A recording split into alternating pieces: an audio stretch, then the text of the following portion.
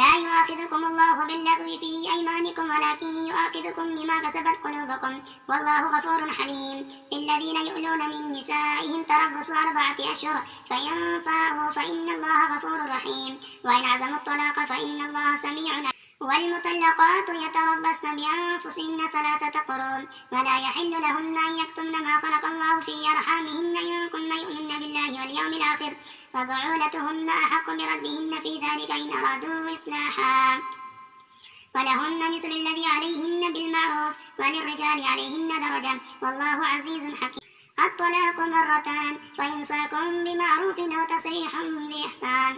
ولا يحل لكم أن تأخذوا مما آتيتموهن شيئا إلا أن يخافا ألا يقيما حدود الله فإن خفتم ألا يقيما حدود الله فلا جناح عليهما فيما افتدت به تلك حدود الله فلا تعتدوها ومن يتعد حدود الله فأولئك هم الظالمون.